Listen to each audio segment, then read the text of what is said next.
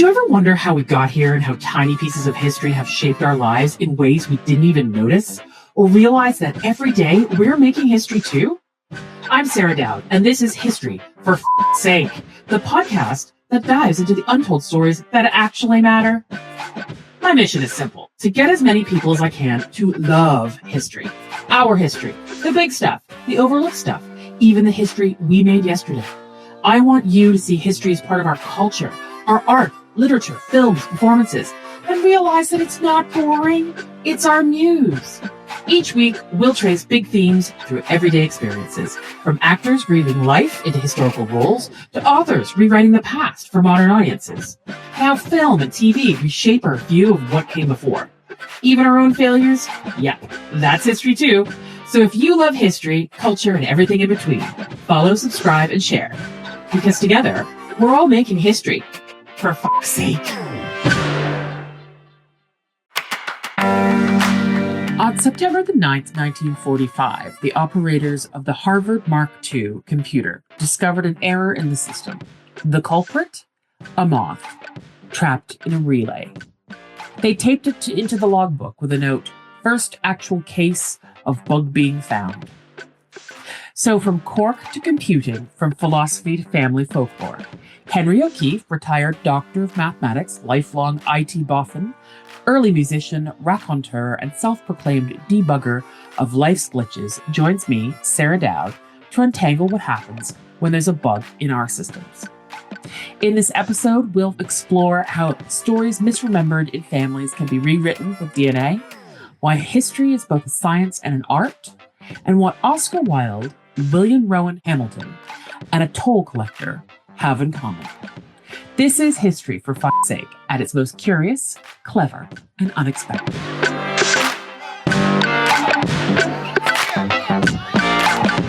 Henry, welcome to History for fuck's sake. Tell us your story. Thank you, Sarah. Thank you for the invitation.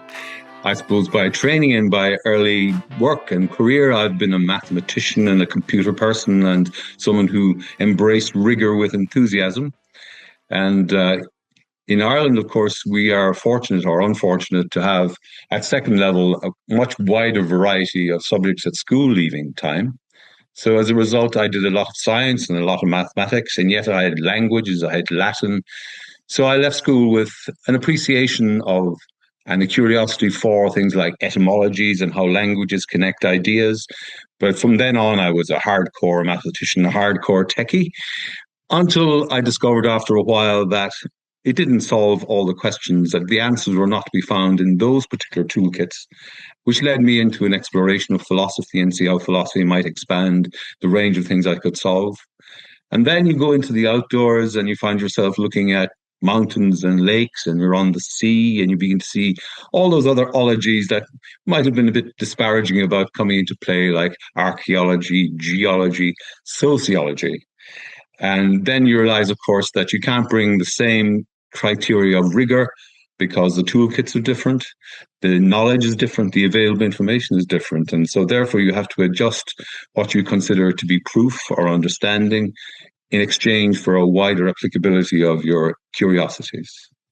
And when even the case of family histories, I recall I was very denigrating of, because it was all subjective and opinion and fashion, and very little proof and very little ability to justify the outrageous claims that competing historians were making for various topics. And in Ireland, history is a particularly conflicted activity.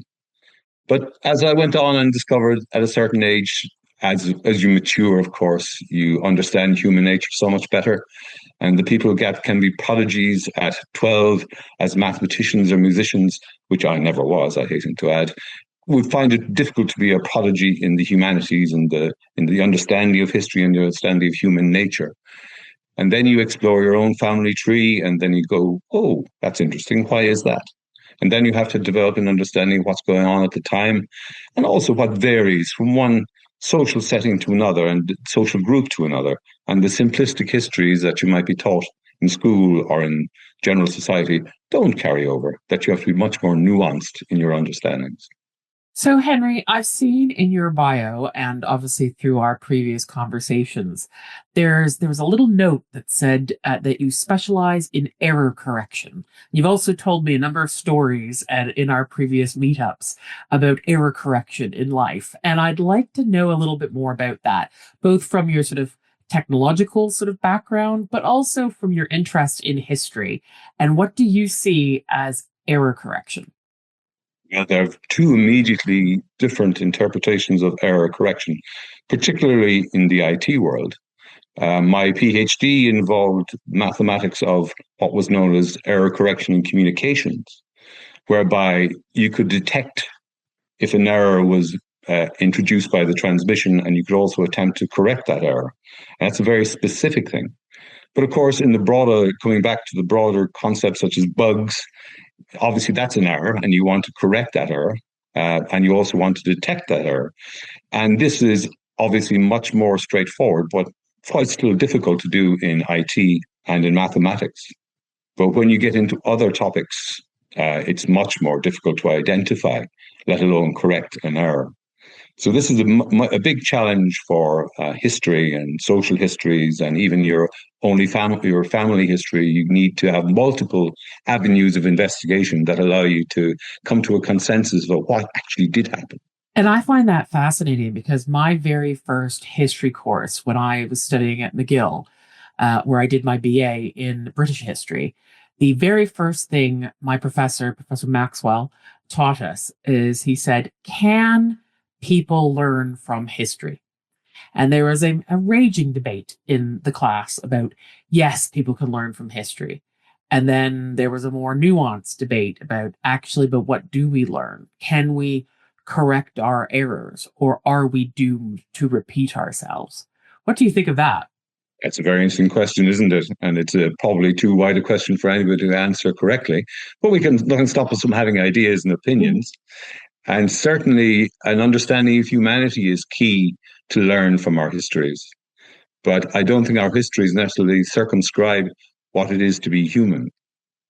And also bearing in mind that history is, as they say, written by the victors, and it's written about the upper echelons of society. And when you start poking around in your own family tree, you realize that how little one's antecedents in general have influenced the written history of the world, and how the archaeology of the world may actually give more insights into the ordinary person than the great sweeps of history. And also the difficulty, I think, with history about inevitability. People tend to be very retrospective and say, well, that must have happened because this happened, that there was an inevitable consequence, as if there was a mathematical proof that this had to happen because of A, B, and C. And I don't think that's quite as clear-cut as people might like to pretend. I entirely agree. When often talking to people in my consulting business, people say, yes, but it's a business. It has processes and this is how it works. And I said, yes, but these processes are all run by human beings and human beings don't work. And, or we do, but very, very, very different ways. And that for me is always, we are the bugs in the system, so to speak. And this is an interesting segue over to this conversation that we've been having in prior meetups around rigor and record keeping and that connection when obviously I've been doing family history research, you yourself have been doing family history research, particularly in Ireland, my background as well.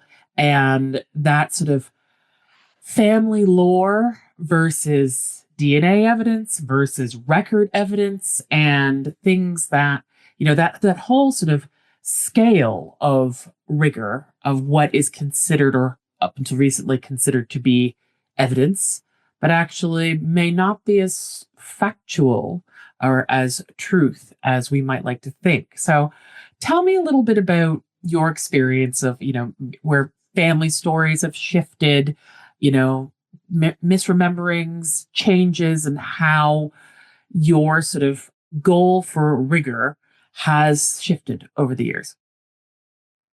Well, certainly family folklore is as important as records when you come down among the lower classes, the uneducated, unquote classes who don't leave much of a written record on the world. And so folklore, and you can extend that in Ireland in general. Folklore has been very important in the Irish Gaelic culture. Once the literature was destroyed, then it became an oral culture. And the storytelling, which included genealogies, was a mechanism by which people retained information. And those stories were there, and those stories were there to ensure that there was a continuity. And there's a thing called seanchas in Irish, and there was even a character called the Shanachie who would remember these stories, and he would relate those stories around the fire or in the shebeen. So there was a history being continued on, but it was a very formalized thing. And we have to be careful as well, I suppose, in that for something to be passed on, you also need entertainment. So you need beauty and truth for people's attention to be kept and for the story to survive from one generation to the next. There has to be an entertainment level, which is quite shocking when you start thinking about truth as entertainment. It's a segue through from truth to beauty to entertainment and back again. So if you start telling stories, it begins maybe telling jokes. And then you realize when you tell a joke requires a certain structure, a certain introduction of surprise. There's a whole load of things there. And suddenly oral traditions, when you're telling a story about something, has to have an element of interest. So sometimes the stories get exaggerated a little bit just to make them interesting. And certain elements will be emphasized over others, and other things will be removed as being embarrassing or whatever else. And again, in a rural society, status is very important. Everybody knows everybody else. So you're very slow about identifying deficiencies, ailments, mental illnesses, unwanted pregnancies. These kind of things are are usually not retained in the folklore because parents don't want their children to be telling neighbors about this particular skeleton in the cupboard, for example. And so there's always this difficulty with folklore because people have to carry forward suitable information. And the same problem arises in the records because suddenly the records are there to reflect what people want people to know about each other. And in Ireland, extra complication insofar as you're looking at a state that the population didn't necessarily agree with, and so they're looking to manipulate the information they're providing to the state. And a very interesting one, probably slightly more humorous one, the main surviving censuses in Ireland are from 1901 and 1911. But interestingly, the ages of people in the census don't always match up as being 10 years apart, which is a little bit surprising. And one of the factors in this was that in 1908, there was the introduction of old age pensions. So it suited you very well to be slightly older than you were, whereas in 1901, perhaps you wanted to pretend you were a little bit younger so you could stay at work or maybe persuade someone to marry you or whatever else it would be. So you have to look at the motivation for people's contribution to the written record, especially when there's nobody else to authenticate it. I think I can relate to that, not just on a personal level, but both my husband's mother, my own grandmother, used to tell people and document themselves as having different birth years as well. So on both sides of the family, it seems to be, something that we've both seen. My mother hasn't gotten to that point yet, but I'm waiting for it. When time comes. Yeah.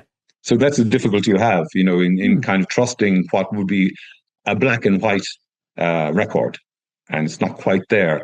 And on top of that, you've got the bugs in the system where records are lost, people write things down incorrectly, and it becomes gospel that this is the case when in fact it's not. So I'm hoping that some of my listeners are quite interested in family history. Many of them might have a connection to sort of Irish history. Just as an aside, where would you recommend people who are doing their own family genealogy start, particularly if they're researching their own families, tracking back to Ireland? Well, certainly you start with the most recent knowledge you can get, and certainly embrace the folklore.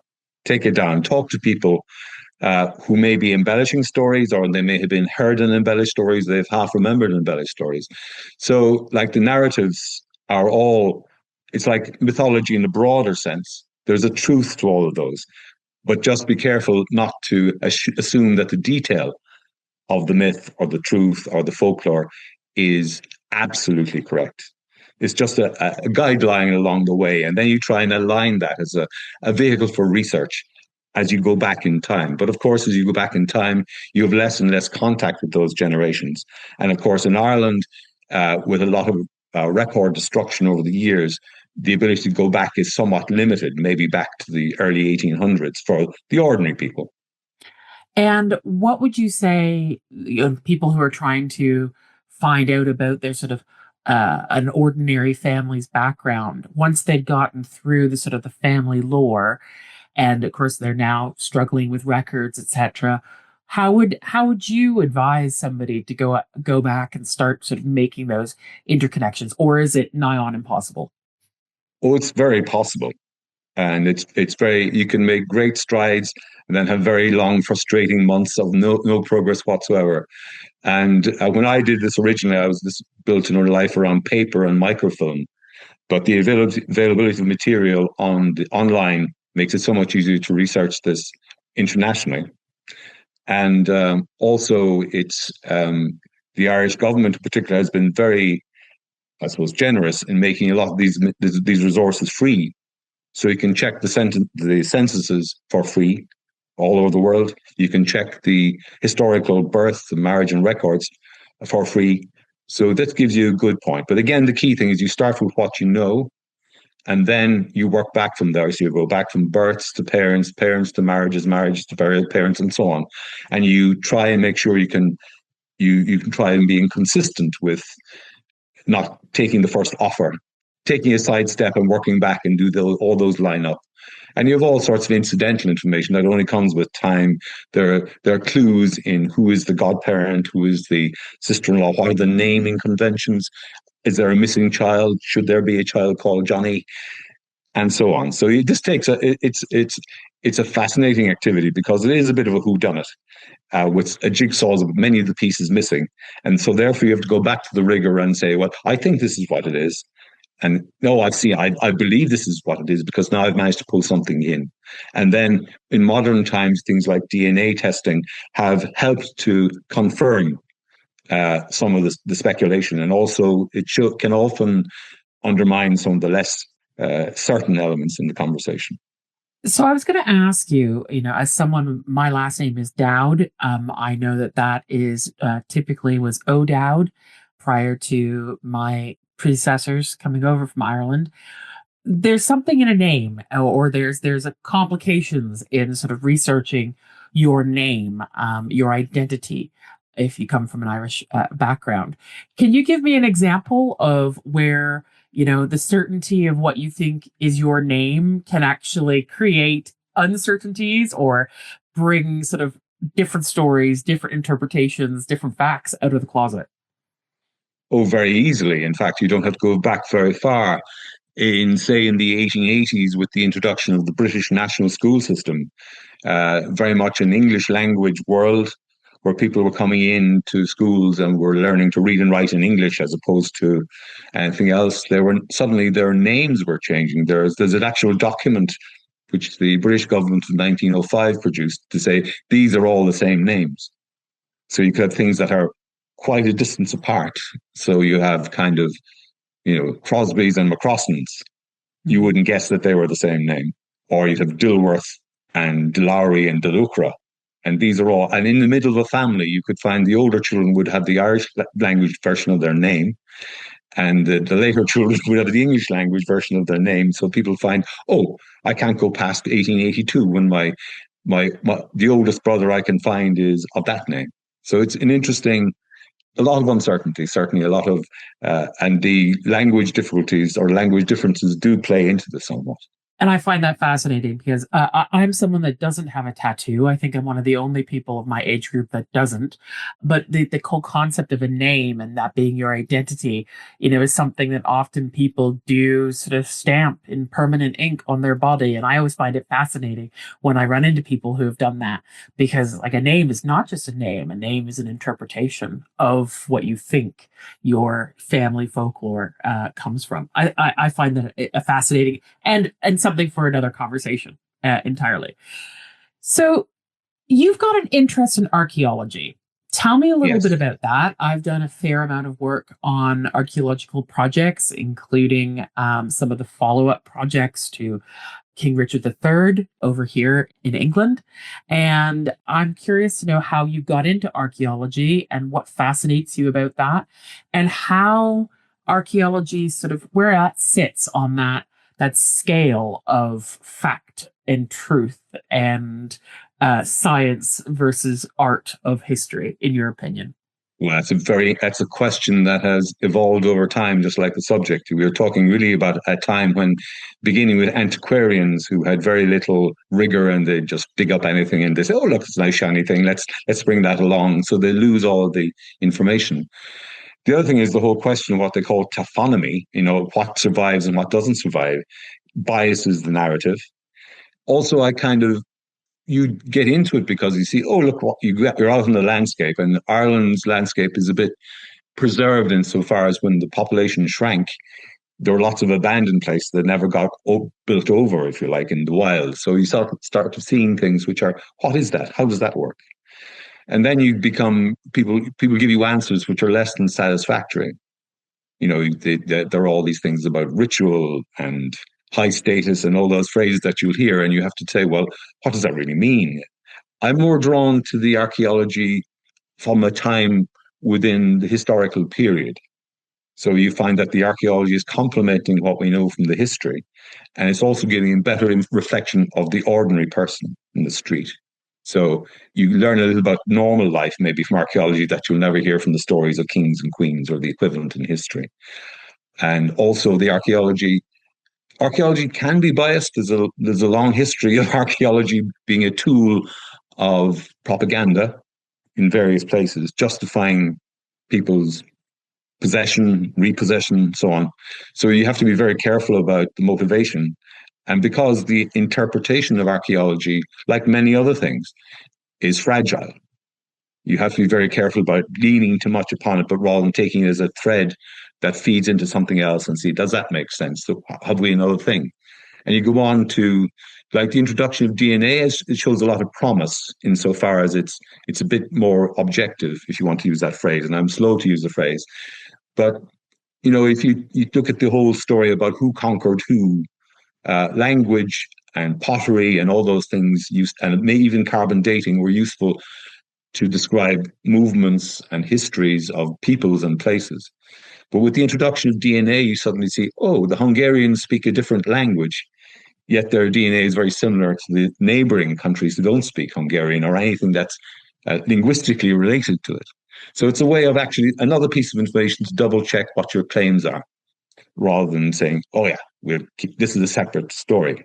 And you were talking about Richard III. I remember hearing someone talking about just shortly before the press conference announcing it, that one of the people involved was suddenly getting worried because the skeleton was what they call gracile, and often the attempt to differentiate between men and women in terms of skeleton can be a gray area.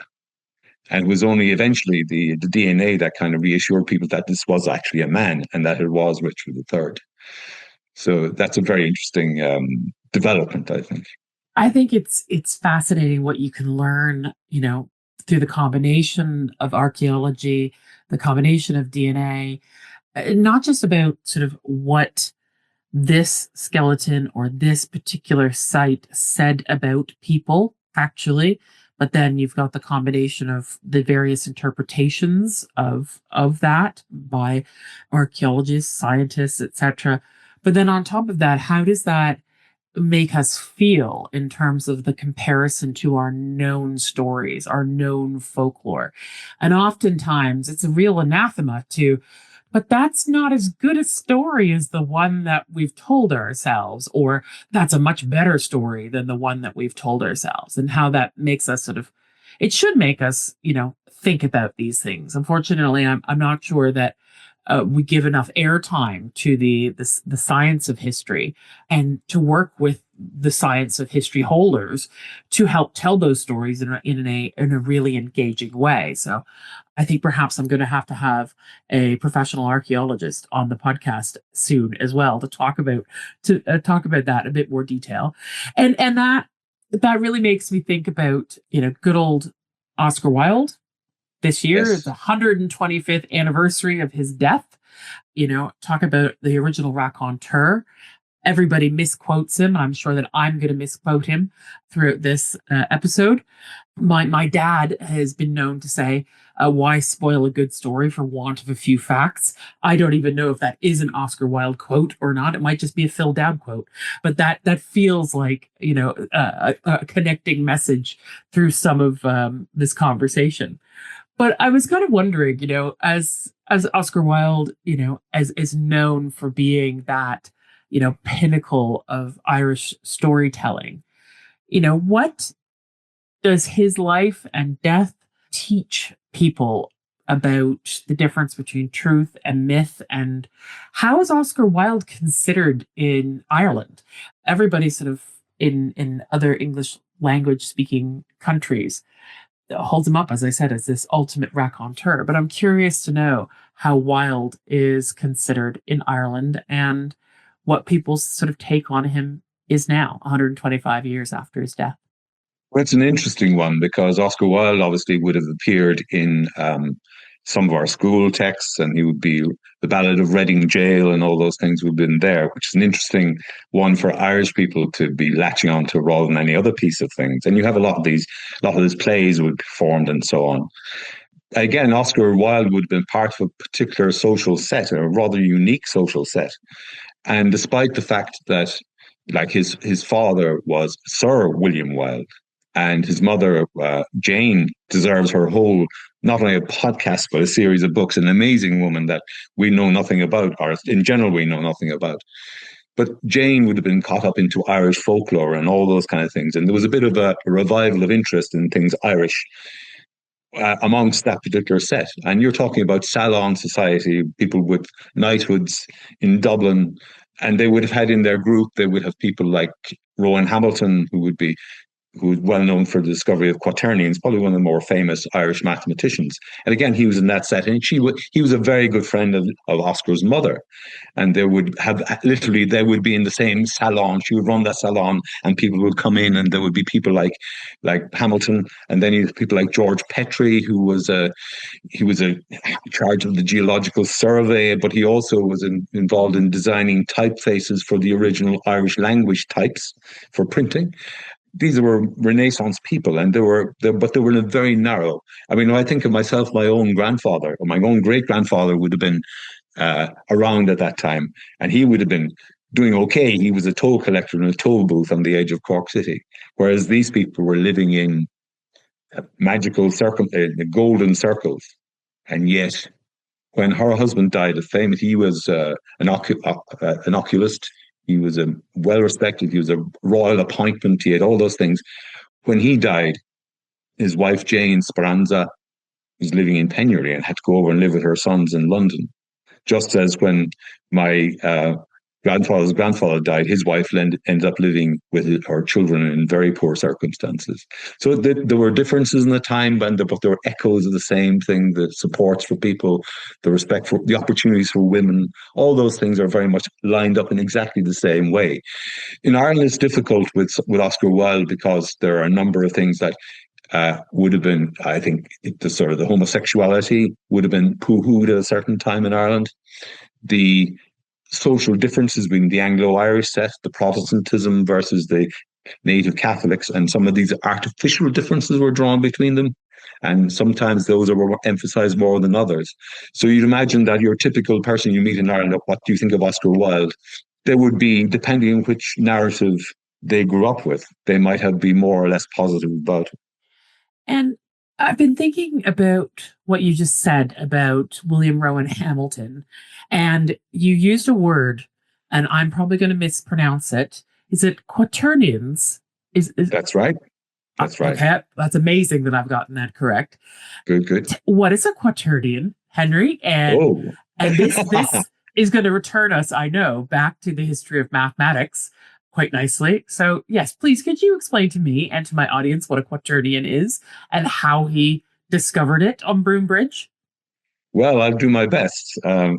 Both from I'm not an expert on quaternions, nor indeed is it particularly easy to explain. So it's a double handicap here.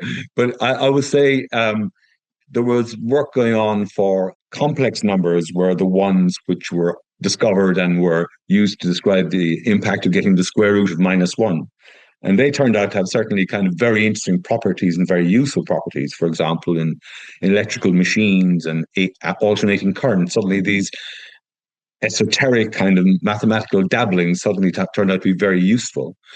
And then the question was, are there any more like this? Can we find some more out there? So he was working very hard to find those, and he started with threes, with like complex numbers are essentially a pair of numbers. And he said, can I do it with three? Can I do it with three? And it turns out he couldn't, but he found it with four. He tried with four, and suddenly he was out for a walk, and he had to scratch it on the bridge so he wouldn't forget the solution that he got. And again, unexpectedly, quaternions were a very abstract, esoteric activity. But nowadays, if you'd use them, they're used quite commonly in graphics and navigation and all sorts of things. So the usability of mathematical breakthroughs and the breakthroughs themselves can be quite separated in time. So if you're watching any fancy The Matrix or any of these kind of 3D graphic generated stuff, quaternions from the four. Quaternions. Quaternions. So the number 4 etched into Broombridge. I'm going to have to put this in the show notes for everybody, but I'm going to take away that, can I make a good 4? Sounds like a good question to be asking. Yeah. Anyway, that might be anyone for tennis, anyone for bridge. Can we make a good 4? Indeed. Yeah. So you've returned us nicely to the history of mathematics and computing. Henry, can you give me a story of where you have overcome a difficult challenge in your professional career, something that couldn't be solved, an error that couldn't be corrected, and you managed to do so, much to the chagrin of others? Can you tell me a story like that? Oh, I find it hard to recall things like that. I don't feel so superior that I can. That sense of power and excitement is too much. But there are always times. I find it difficult to find a particular one, but there are always times when people are overconfident of their truths, and sometimes you have to persist, and it echoes again in all other things. So, it's easier to show that you're correct in some areas than others. Mm-hmm. But even when areas where it's pretty well cut and dried, you sometimes have to make an effort in the face of bluster and certainty on the part of people. And as I say, this is easier, as I often say to people, if the professor of mathematics says something wrong, a 12-year-old can be proven to be correct, it will be seen to be correct. Whereas if a 12-year-old contradicts a professor of history, status will usually win. Oh, very good.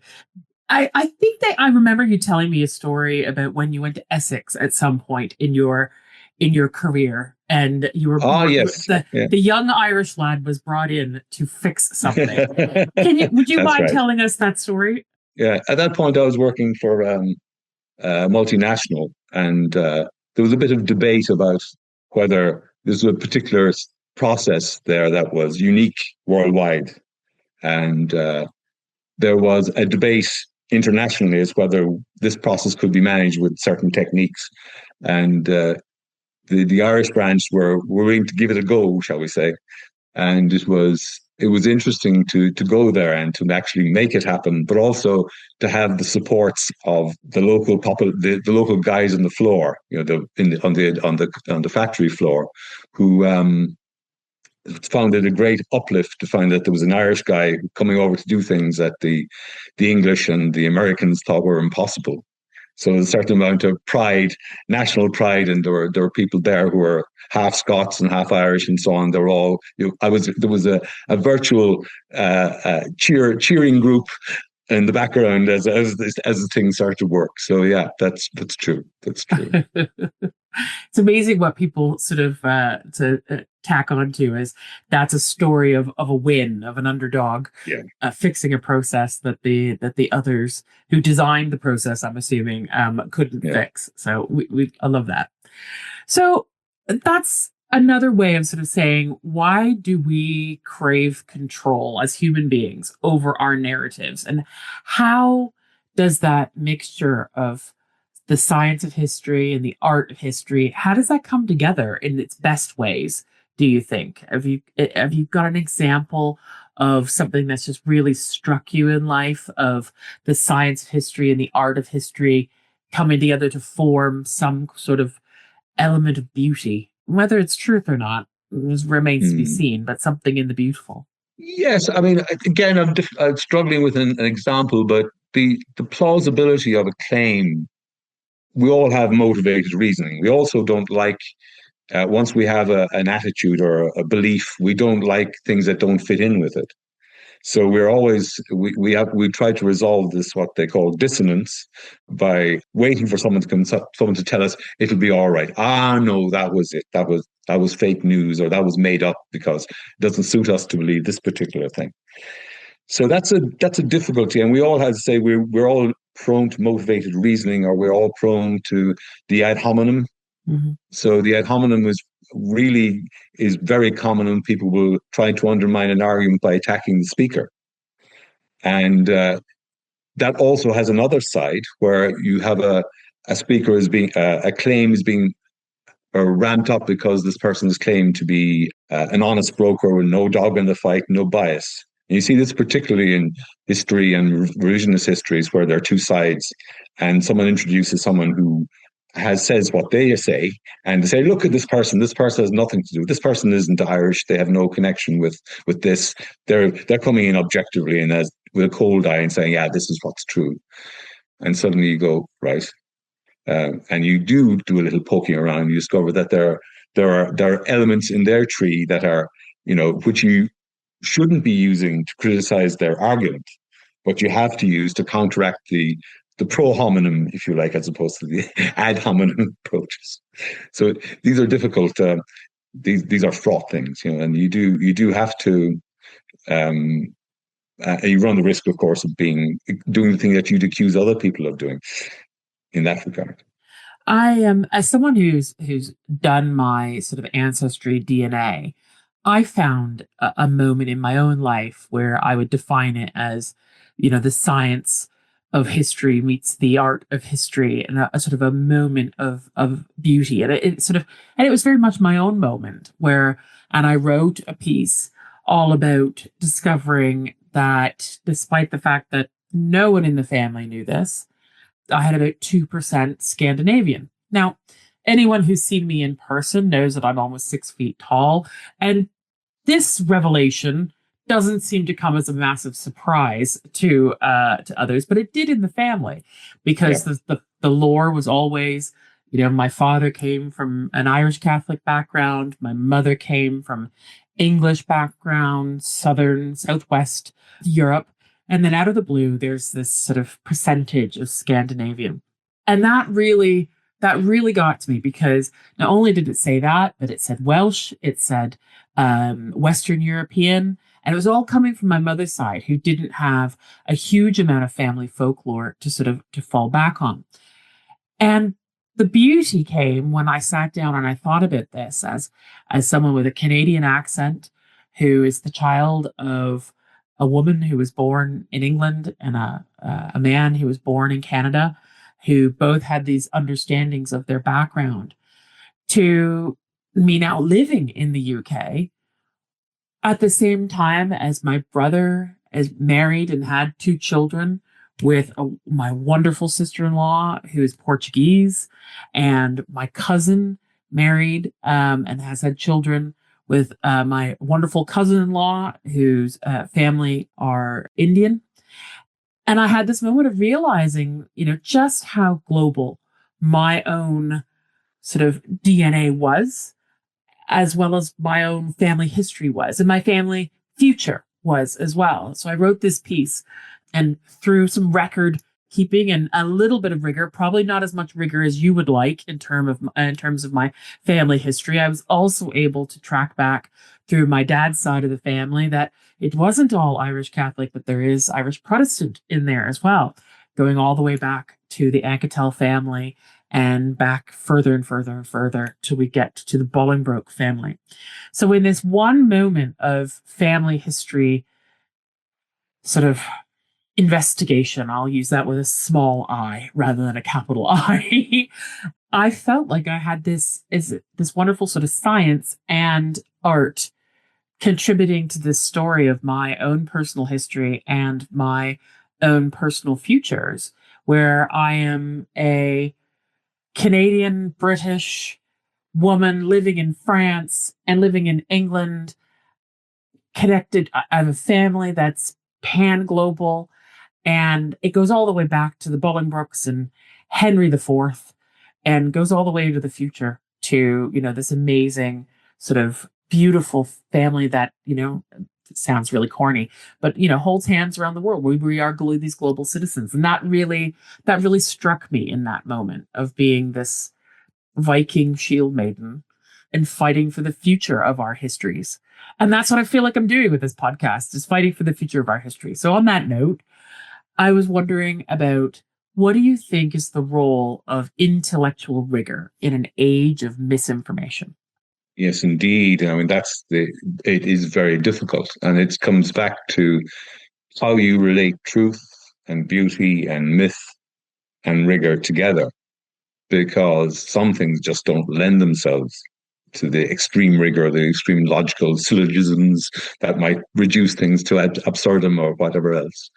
And you also add to it the whole question of deep fakes and artificial intelligence. You can no longer believe your eyes, if you could ever believe your eyes. But certainly now the evidence is there that it's going to be more and more difficult all the time.